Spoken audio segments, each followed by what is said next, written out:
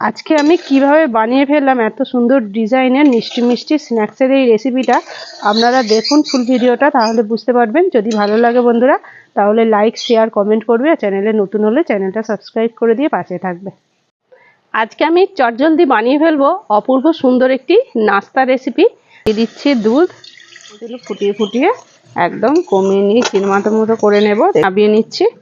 এখানে নিয়েছি ময়দা, এর মধ্যে দিয়ে দিচ্ছি লবণ, অল্প একটু স্বাদের জন্য চিনি, কালো জিরে, আমি একটু কালারের জন্য দিচ্ছি একটু হলুদের গুঁড়ো, আপনারা এটা অপশনাল নাও দিতে পারেন।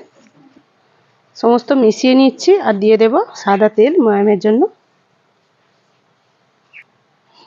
সমস্ত কিছু উপকরণ ভালোভাবে মিশিয়ে নেব। এবার অল্প অল্প জল দিয়ে একটা শক্ত ড্রো করে নেব। ময়দাটা খুব সুন্দর করে মেখে নিয়েছি, আর হলুদের জন্য কিন্তু হালকা একটা হলুদ কালারও এসেছে, দেখতে কিন্তু খুব সুন্দর লাগছে। আমি 10 মিনিটের জন্য ময়দাটাকে রেস্টে রেখে দেব। 10 মিনিট বাদে আমি আবারও লেচিটাকে একটু হালকা করে মেখে নিলাম। লেচিটাকে আমি দুটো ভাগে ভাগ করে নিয়েছি। এবার আমি বেলে নেব, আর এই ডিজাইনটা কিন্তু খুব সুন্দর হবে বন্ধুরা। এইভাবে গোল করে বেলে নিচ্ছি। দেখুন বন্ধুরা, দুটো লেচিকেই কিন্তু আমি এইভাবে গোল করে বেলে নিয়েছি। এবার আমি একটার মধ্যে যে আগে থেকে ক্ষীরমালাটা করে রেখেছিলাম সেটাকে দিয়ে দেব। খুব সুন্দর করে দেখুন মাখিয়ে নিয়েছি। এবার আর একটা যে আমি লেচি করে রেখেছিলাম সেটাকে এর মধ্যে দিয়ে দিচ্ছি ওপর থেকে। এইভাবে মুখগুলো আমি ভালোভাবে জুড়ে নিচ্ছি, আপনারা যদি চান একটু জল দিয়ে করে নিতে পারেন। এবার আমি এইভাবে কেটে নিচ্ছি, দেখুন।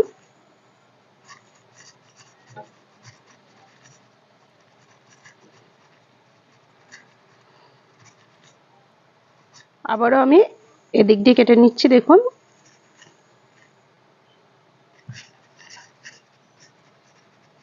দেখুন বন্ধুরা, পিস করে তো সুন্দর করে কেটে নিয়েছি। এবার আমি এটাকে মুড়ে নেব সুন্দর করে ডিজাইন করে। দেখুন এদিকটা আর এই মুখটা দিয়ে, এই মুখটা আর এই মুখটা দিয়ে খুব সুন্দর করে এইভাবে মুড়ে নেব। দেখুন খুব সুন্দর একটা ডিজাইন হয়ে গেল। দেখুন খুব সহজ, কিন্তু এদিকের মুখটা জুড়ে নিলাম আর এইভাবে সেমভাবে এদিকের মুখটাও জুড়ে নিলাম। দেখুন বন্ধুরা কত সহজে কত সুন্দর ডিজাইনগুলো কিন্তু করে ফেলছি ঝকঝক করে। আর আপনারা ক্ষীরমালাটা কিন্তু একটু টাইট করে দেবেন, তাহলেই কিন্তু সুন্দর হবে। আর দেখুন বন্ধুরা ক্ষীরমালাগুলো কিন্তু এদিক দিয়ে কত সুন্দর দেখা যাচ্ছে, আর এতেই কিন্তু বেশ ভালো লাগবে মিষ্টি মিষ্টি। দেখুন সবগুলো কিন্তু আমার হয়ে গেছে। দিয়ে দিয়েছি সাদা তেল, এবার আমি তেলের মধ্যে ভেজে নেব।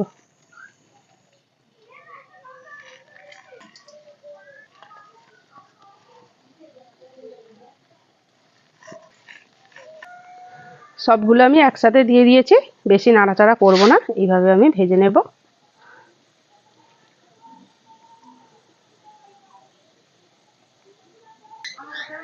এইভাবে আমি কিন্তু আস্তে আস্তে করে নেড়ে ছেড়ে ভেজে নেব।